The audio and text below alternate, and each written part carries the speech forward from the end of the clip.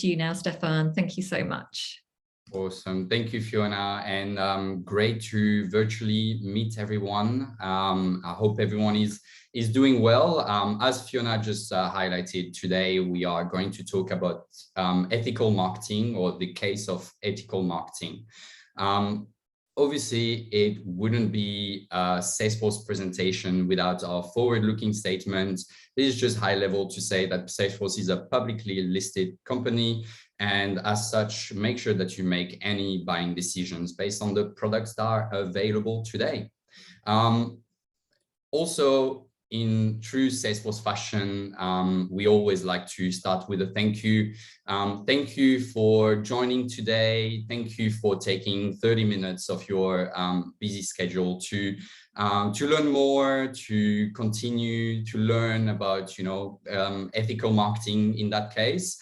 But also just thank you for all the amazing work that you do in the non-for-profit space. We obviously at Salesforce, we work with over 50,000 non-for-profits across the globe, and we know how busy you are. So thank you again for joining today. So who are we? As Fiona mentioned, my name is Stefan With. I'm the lead marketing solution engineer for Salesforce.org. Been at Salesforce for just over 3 years. Started on the commercial side, .com side, and then transitioned to .org side just over 2 years ago to cover all the non-for-profits and education organizations across ANZ. Prior to that, I started my career as a marketing manager in North Sydney. So I'm based in Sydney, and then transitioned to become a marketing automation consultant before joining Salesforce. And today I'm joined with my amazing colleague, Emma Edwards. Over to you, Emma. Awesome. Thanks so much, Stefan. So yes, I'm Emma Edwards. I am a senior marketing solution engineer here at Salesforce, but I am a marketer by trade. So I've worked in a couple of different industries, including the not-for-profit sector. In the marketing space, I did join Salesforce about 4.5 years ago, coming up on 5 now, in a sales programs, events marketing kind of role here. And then I moved into solution engineering about 2 years ago now. And I really do love helping our customers with all things marketing automation. So that's a little bit about me. I'm very excited to be here. Awesome. Alrighty, so what are we here to chat about today? As both Fiona and Stefan have mentioned, we're going to talk about the case for ethical marketing. Now, as it says up on the screen here, leading with ethics is now becoming more and more important, and it's more important than ever for marketers in the non-profit space. So we're going to cover off the importance of ethics in marketing, how we can avoid those pitfalls, and also highlight some tips on how you can design an ethical approach to personalization and data use. Now, we all know it's no secret that there have been some significant shifts in the world in the past few years. Now, not just the way that we view privacy, but also just in the world in general. And I would argue that there is a crisis of trust in the marketing space across all sectors, and particularly when it comes to the collection and the use of personal data to use for advertising and marketing. Now, this is something that we take very seriously and are really thinking about very carefully at Salesforce. And we want to empower customers, just like you, in the non-for-profit sector to succeed by helping you with innovation in that personalized experience space, and also by building trust and upholding equality for everyone. Now, I know firsthand how important this is and how important brand equity is in the non-for-profit area, how hard it is to build, but then how easily it can also be lost. Now, we're hearing from our customers and organizations that we are partnering with that they want to be able to do personalization without invading privacy and without losing customer trust. Now, in some of the cases that we're looking at on the screen here, and Netflix and Target, the ones that are noted up here, these headlines were very important catalysts for both companies in this area to really deep dive and build out even more trusted and explainable, transparent marketing tools and marketing methods. Now, they did have some breaches in order to go down that avenue, but we want to suggest today that your company can be a leader too, and you don't necessarily have to go through any negative news cycle or breaches to get you started. So, Steph, why are these headlines really important? Yeah, why they are important and why should we care? Well, first, they all focus on what the user wants and expects. They're telling us they want more transparency and control. They want marketing that is relevant, personalized, relational, versus invasive, oftentimes manipulative, and even sometimes creepy. We've all experienced this, and we know how it feels as consumers and recipients of this type of marketing. And like we said earlier, we know it's hard for marketers. Not only are our end users expecting more from us, but there often are challenges or obstacles that hinder us from ensuring we are providing the best experience possible. Things like poor technology solutions, low quality data, trusting that it's accurate. And what I've experienced personally in other companies is that there are too many technology solutions, which often gets in the way of reconciling everything we know about someone. So yeah, we know it and we get it. It's hard. Steph, you're not wrong. I think I had over 15 different marketing apps and tech tools in my previous role. So what are we doing at Salesforce to drive these positive impacts forward? What are we doing to make this change? Now, to begin, I'd like to introduce you to our ethical and inclusive product team here. So Salesforce did form this office to help our teams, our partners, trailblazers, and community members to be able to approach products with a lens towards trust and inclusion, giving the intentional innovation of Salesforce technologies. So we have several levers here that we embed, how we can embed these ethics into our product design and development. So first, we create ethical use policies. Second, we build ethical guardrails and features into our products. And then thirdly, we're always working to ensure that our products are accessible and inclusive for everyone. Now, guided by these principles, our ethics by design practice focuses on these specific areas we're looking at here of elevated risk and opportunity within our product suite.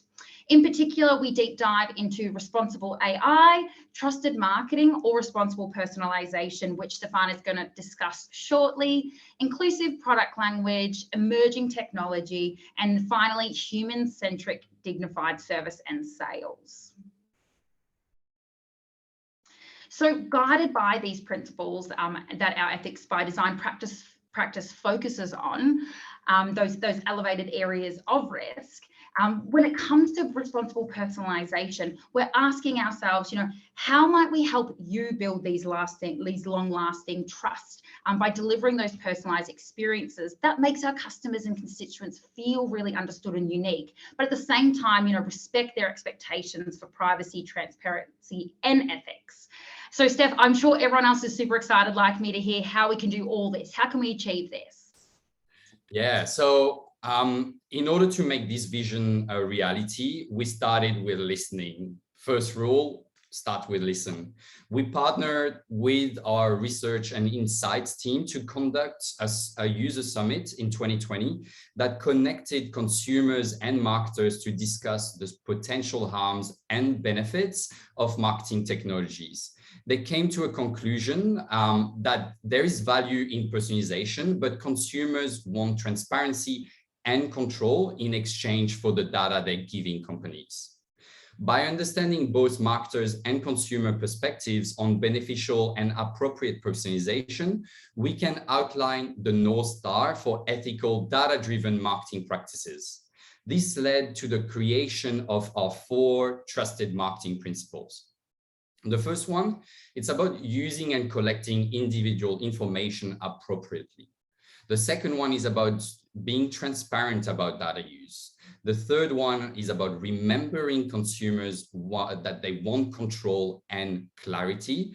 And finally, the fourth one is about providing clear benefits in exchange for data.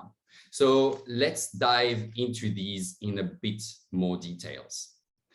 Consumers are concerned that personal and/or sensitive data about them may be used in ways that exclude them from deals, content, or products. And we know that one of the challenges marketers face is interpreting those sensitive data points and determining when and how to use them.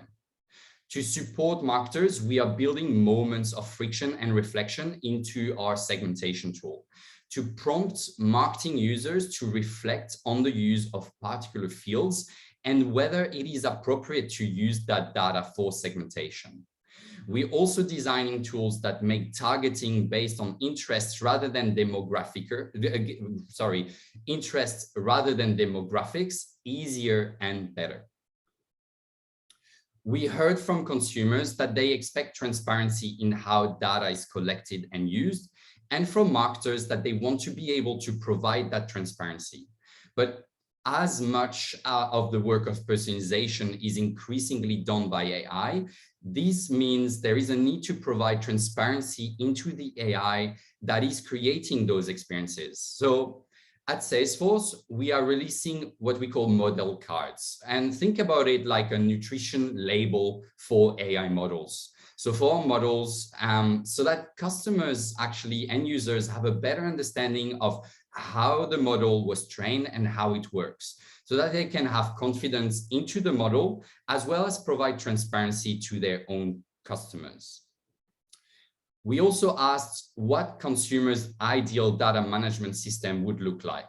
The system that would give them what they want, need, and deserve, and to protect their own data while getting the benefits of personalized experiences for the brands they interact with. In all honesty, they said they wanted a system for them to be allowed them to manage all the data across all brands. But the next best thing would be if the individual brands they interact with had something that met all those requirements. Now, I won't go through every word on this slide. It's a lot, but fundamentally, it's all about giving consumers transparency and control. For example, take a look at the bottom right, and this is saying like it's about clear explanation for what I receive certain, or why or what I receive certain marketing materials. Taking an extra moment to try and explain the why can earn trust early and often. And finally, and this may seem obvious, but make it clear what the consumer gets in exchange. 81% of consumers are comfortable with personalization, as long as it's being used transparently and clearly for their benefits. So here's a quote from one of the participants. "My data can be helpful for a company to provide better services and products, but it is a privilege that I should be in control of as to whether or not they can use my data for marketing and advertising to me." Back to you, Emma. Alrighty, so what does this look like in practice? Well, here is how we action against those 4 trusted marketing principles that Stefan just covered. So first, with standards. This is things like model cards, research and best practices, and customer education through guides. A fun fact, we actually did run a study on ethical personalization recently. So secondly, through guardrails. So our aim is to build in fruitful friction into our products, or moments of reflection that help our customers do the right thing with their customer data. So an example of this is contextual warnings. Our lookalike models in one of our products called Audience Studio excludes age, race, gender, and income to really mitigate that bias. And then finally, the third way is through tools, such as the Data Detect tool, which is a very cool tool. What it does is it scans through customer data in Salesforce orgs to identify any sensitive data and then be able to take action on that. So these are some ways that we can action against those principles that we just heard about. But mostly what we need to do is understand users and then needs and expectations, and be able to cross-collaborate internally, so cross-functionally within your organization, to really make the best marketing decisions and make up the best practices for your organization. Now, we do have a fun whiteboarding experience that we're going to jump into momentarily on an example of how you can collaborate. But secondly, just want to touch on another way. We have developed a Build with Intention workshop toolkit that you see here, and this can help build empathy when tackling this this within your organization when you use this toolkit. All right, Stefan, if we can jump into that really cool activity, I'm going to pop in the link to everyone through the chat. So if you click and open that, Stefan's going to run through this really fun exercise now. All right, thank you. Yeah, so this is a Jamboard, so you can access it, and I can see people actually already joining, so that's awesome. If you can go here at the top to the screen number 2, and just so it's basically use cases that we tend to come across quite often. So as I said, just jump into the second frame at the top. This is something that you can do within your team to just understanding some of those, different use cases and what people think. So in that case, if you can just here on the side, you can select one of the pen. So I'm gonna use the highlighter with the color green. And we are going through one of those examples. So Marcus places a connected non-for-profit vintage hat in his shopping cart, then leaves the site before completing his purchase. He then receives a text message asking if he's interested into completing the purchase. So if you are able to think and just put your little there you go. We already have people joining here. Do you think it's cool or do you think it's creepy? So I personally think it's cool. Is it manipulative or honest? I think it is maybe a little bit on the manipulative side. I do think it's quite we've got people that are very creative. I like that. I think it's invasive. I do think though that it's probably quite effective. And so if you want to share maybe some of your thoughts within the chat on why maybe you think it's cool or effective or maybe creepy or whatsoever, very keen to hear your thoughts here. So if you want to share that in the chat, I will personally share my view, and Emma, really keen to hear your thoughts. But I think it's probably effective. Personally, I don't think a text message is the right channel. And the reason why I say that, I think text message is something that is really invasive. It's quite it's a channel that needs to be used carefully because it's something that you send on directly to a subscriber's mobile, and it's usually used for more like urgent messaging, I find. So let's say, maybe usually something that you might receive from your bank, for instance, and they say, we see that you have a high level you've spent a lot of money in an unusual location like Bali, let's say. I'm dreaming, like I'm telling you what I'm dreaming of. So spend a lot of money in Bali, we decided to block your credit card. So I do think text message is probably not the right channel for that use case. Personally, I think email would be much better, but it's probably quite effective. What do you think, Emma? Yeah, I couldn't agree more. We have this conversation amongst my marketer friends all the time, and similar to what we see on the board today, there's quite lots of mixed opinions about what we're discussing. Now, I personally again agree that text message, considering you are on potentially the website or a phone on a different method or a different channel doing that the text message does feel a little bit too personal. However, when it comes to, if we step back and think about the reminder or that method to let them know they've checked out or that they've been distracted and not finished a purchase, personally I find that really handy, because I don't know how many times I've gone to check something out and then the smoke alarm's going off, or I've got my niece over there running at the TV and I need to, you get distracted. So I do welcome them using my data to remind me, but again, I think you're right, it's got to be very careful which channel that we start navigating these reminders. And I think on the chat we're getting some similar responses, Stefan. Yeah. Talking about how using that data through that channel before you've committed to the channel, before you've actually given, it feels like you haven't given permission yet. It's a really good call out, Ian. Yeah. And agree. Fiona said a similar thing. You know, a reminder is one thing, but then doing it on a different channel, such as text, feels quite invasive. Yeah, and I do quite agree with what Nicole is saying. She's saying that she's getting annoyed with the amount of companies texting these days, and I agree. It's been it's a little bit I can feel sometimes it starts to be a little bit overused.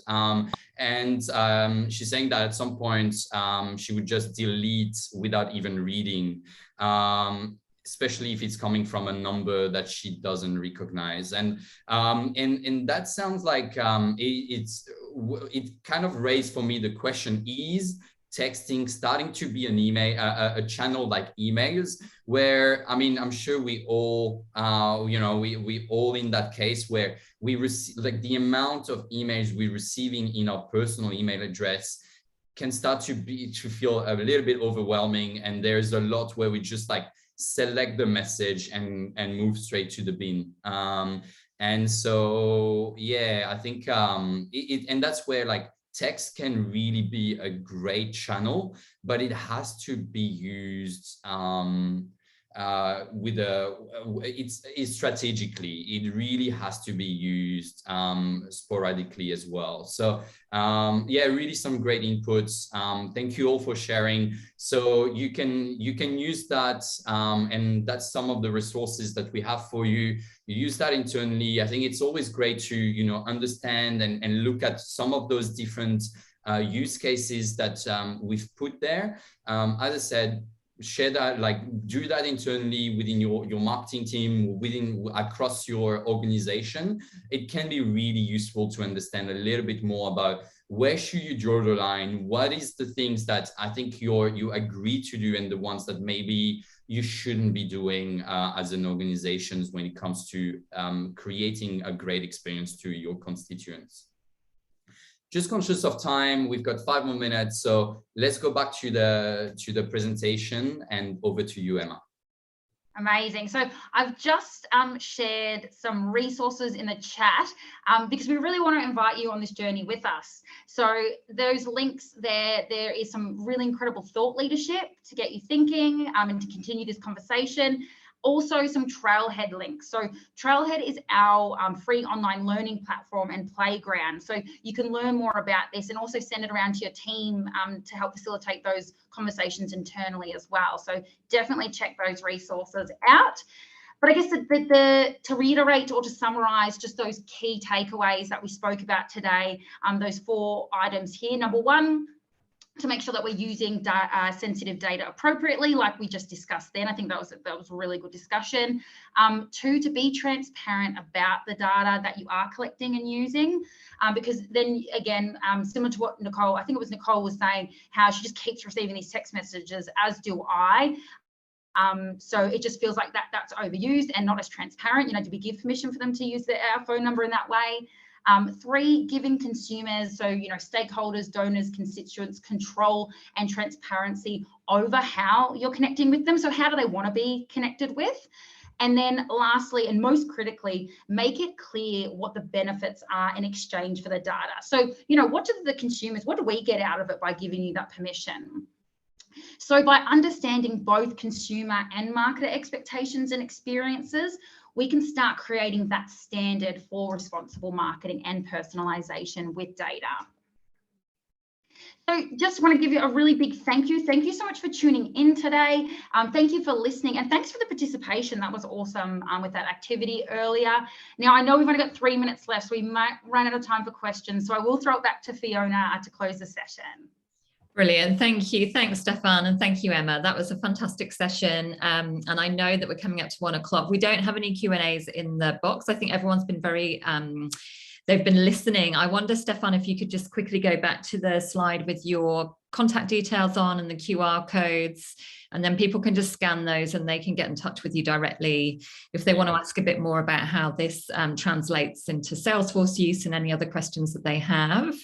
That was really interesting. I loved the Jamboard. I think that's a great way to get some very immediate kind of feel for how people think. And it was interesting watching those two examples that you put up on screen to I really get irritated when I'm followed up by text message. It kind of feels like someone's inserting themselves into my personal life. But then when you showed the second slide about the volunteer example, I don't find remarketing annoying at all. I just find it, I expect it, and I find it a really useful way to kind of be gently reminded. So I think it's just always good for us as nonprofits to just put ourselves in the supporters' shoes and think about what would irritate us and what is reasonable, and just always kind of think in the way that they might think. So there's some really, really good ideas there. Obviously, there's a huge amount of work that goes into making sure that all of these that we think about all of these things and implement all of these measures, and obviously Salesforce can really help with those things. So I really encourage everyone to just take down Stefan and Emma's details there and get in touch with them if you have some questions following today's session, and if you would like to ask them more specifically about how Salesforce products can help you with the ethics side of things with marketing and fundraising. But I will look at 1 minute to 1, so I will come up to the end now and just say thank you again to the team at Salesforce, and thank you to everyone here today for participating. It was great to hear your thoughts and see them getting scribbled down on that Jamboard. Thank you so much, everyone, and have a lovely afternoon. And thank you, Stefan and Emma. Take care. Thank you very much. Cheers. Thanks, everyone. Bye-bye.